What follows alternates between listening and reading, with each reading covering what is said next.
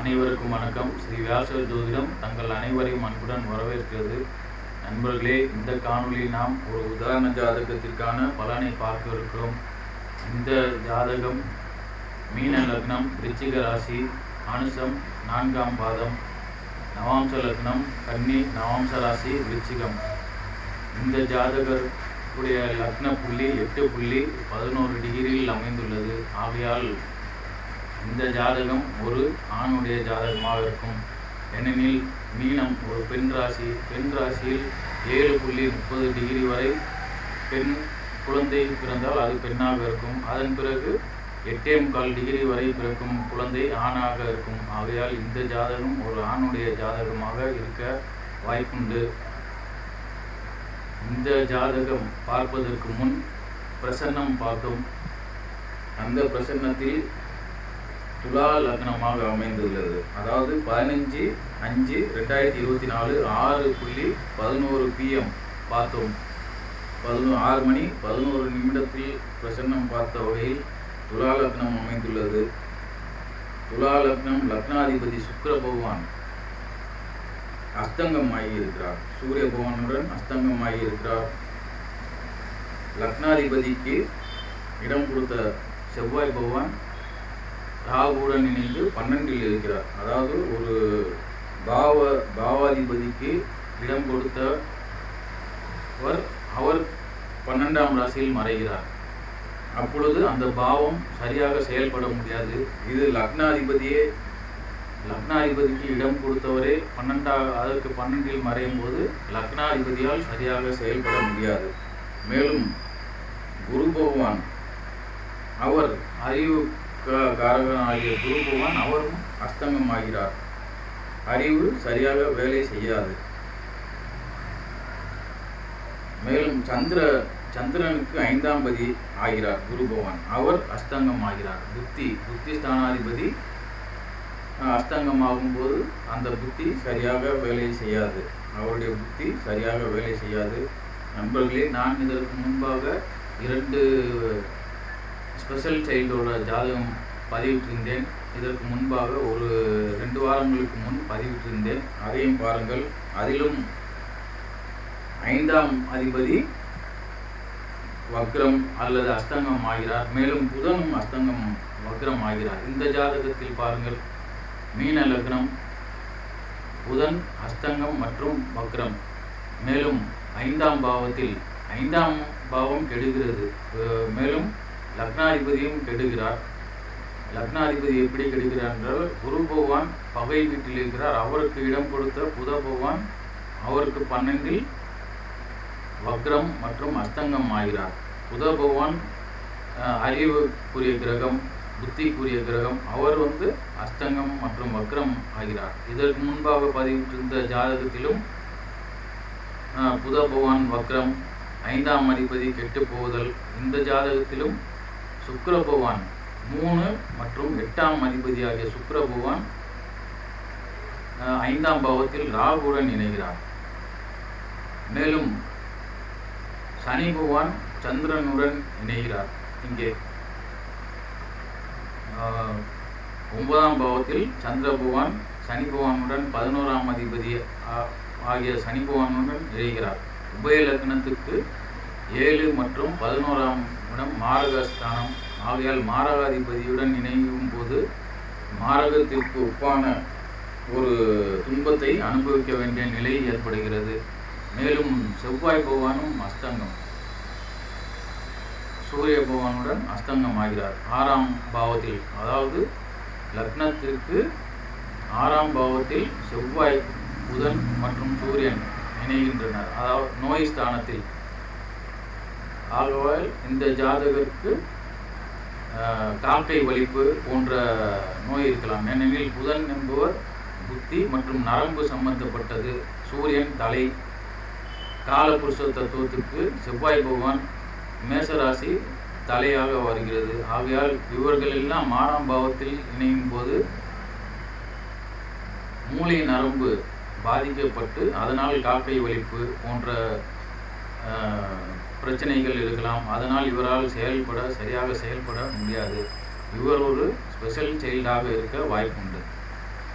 ஏனெனில் குரு பகவானுக்கு இடம் கொடுத்த புதன் பகவான் 12ஆம் ராசியில், அவருக்கு 12ஆம் ராசியில் அஸ்தங்கம் மற்றும் வக்ரம் பெறுகிறார்கள். இது ராசி கட்டத்தை பொறுத்தவரை. மற்றும் பாவ கட்டத்தில் பார்த்தால் செவ்வாய் பகவான் 5இல் இருக்கிறார் சுக்கிர பகவானுடன். ஆனால் அவர் அஸ்தங்கம் பெற்றிருக்கிறார். ஆகையால் செவ்வாய் பகவானும் சரியாக செயல்பட முடியாது. அதாவது மூளை இரத்த ஓட்டம், நரம்பு பிரச்சனையால் இரத்த ஓட்டம் பாதிக்கப்பட்டு அதனால் காக்கை வலிப்பு வந்து கொண்டிருக்கலாம். மேலும் மூச்சு பிரச்சனை இருக்கலாம், மூச்சு வாங்குதல். ஏனெனில் 4ஆம் அதிபதியும் புத பகவானாகி 6ஆம் பாவத்தில் இருக்கிறார். ஆகையால் மூச்சு பிரச்சனை, நுரையீரல் சார்ந்த பிரச்சனைகள், இதயம் சார்ந்த பிரச்சனை இருக்கலாம். இரத்த ஓட்டம், முக்கியமாக காக்கை வலிப்பு ஏற்பட அதிகபட்ச வாய்ப்புண்டு. ஏனெனில் சந்திர பகவான், மனோகாரகனாகி சந்திர பகவானும் சனி பகவானுடன் இணைவதால் மனோகாரகன் சனி பகவானுடன் இணையும் போது பதட்டம், அந்த பதட்டம் ஏற்பட்டு அதனால் காக்கை வலிப்பு போன்ற பிரச்சனைகள் இந்த குழந்தைக்கு இருக்கும். இது ஒரு தானாக செயல்பட முடியாது. ஆனால் சந்திர பகவான் வர்க்கோத்தமாக இருக்கிறார். ராசியிலும் மற்றும் நவாம்சத்திலும் ஒரே கட்டத்தில் விருச்சிகத்திலே இருப்பதால் ஓரளவுக்கு மற்றவர்களின் தயவுடன் செயல்பட முடியும். ஆனால் தானாக செயல்பட முடியாத நிலையில் இந்த குழந்தை இருக்கும்.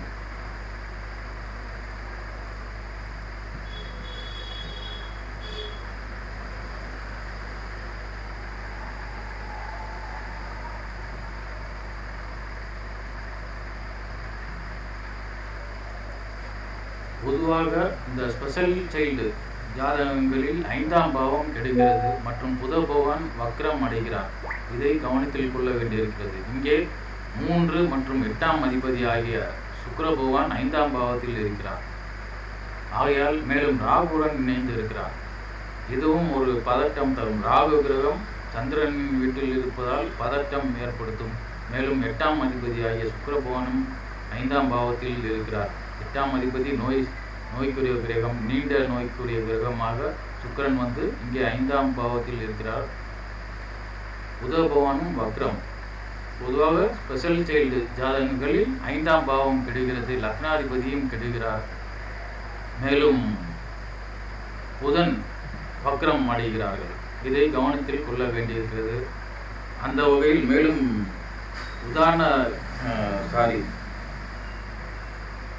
பிரசன்ன ஜாதகத்திலும் லக்னாதிபதி கெடுகிறார், அஸ்தங்கம் ஆகிறார். அவருக்கு இடம் கொடுத்த செவ்வாய் பகவான் அவருக்கு 12இல் மடைகிறார்.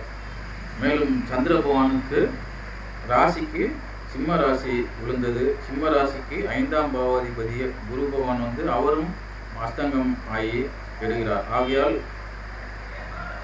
இதை கவனத்தில் 5ஆம் பாவம் மற்றும் லக்னம், 5ஆம் பாவம் மற்றும் புதன் கவனத்தில் கொள்ள வேண்டியிருக்கிறது. ஒரு குழந்தை தானாக செயல்பட முடியுமா அல்லது ஸ்பெஷல் சைல்டாக இருக்குமா என்பதை இந்த அமைப்பை கொண்டு காண முடியும். மேலும் இந்த ஜாதகருக்கு ஒரு ப்ளஸ் பாயிண்டாக குரு பகவான் பகை வீட்டில் இருந்தாலும் வர்க்கோத்தமாக இருக்கிறார். அதாவது லக்னாதிபதி வர்க்கோத்தமம் மற்றும் சந்திர பகவான் மனோகாரகனாகிய சந்திர பகவானும் வர்க்கோத்தமாக இருக்கிறார்கள்.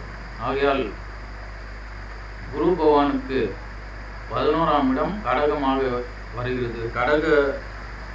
கடக ராசிக்கு பால திருப்புரி சுந்தரி அரக்கோணம், அந்த கடவுளை இவர்கள் வணங்கினால், அதாவது உபாசனை தெய்வமாக பால திருப்புரி சுந்தரி வருகிறார். ஆகையால் அந்த அம்மனை வணங்கினால் இவருக்கு நோய் நிவர்த்தி ஆகும்.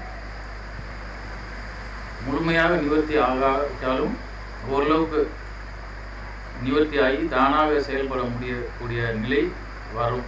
அதாவது பிறர் உதவியின்றி நடப்பது போன்ற தன்னுடைய செயல்களை தானாக செய்து கொள்ளும் ஆற்றல் இந்த உபாசனை தெய்வத்தை வணங்குவதால் வர வாய்ப்புண்டு. பால திருப்புரி சுந்தரி அரக்கோணம், இது ஆண் குழந்தையாக இருந்தால். ஆனால் லக்னாதிபதி லக்னம் 8.11 டிகிரியில் அமைந்துள்ளதால் அநேகமாக அதிகபட்சமாக இது ஆண் குழந்தையாக இருக்கும். அல்லது பெண் குழந்தையாக இருந்தால் சுக்கிரன் இருக்கும் இடத்திலிருந்து 11ஆம் இடம் ரிஷபமாக வருகிறது. ரிஷபத்திற்கு பர்வதவர்த்தினி தாயார் ராமேஸ்வரம், அவரை வணங்கினாள். ஆண் குழந்தையாக இருந்தால் பால திருப்புர சுந்தரி அரக்கோணம், பெண் குழந்தையாக இருக்கும் பட்சத்தில் ராமேஸ்வரம் பர்வதவர்த்தினி தாயாரை வணங்கினால் ஓரளவுக்கு நிவாரணம் கிடைக்கும் நண்பர்களே. சரி நண்பர்களே, அடுத்த ஒரு காணொளியில் உங்களை சந்திக்கிறேன். அதுவரை நன்றி, வணக்கம். இந்த காணொளியை குறித்து உங்கள் கருத்தினை தெரிவிங்கள். நன்றி, வணக்கம்.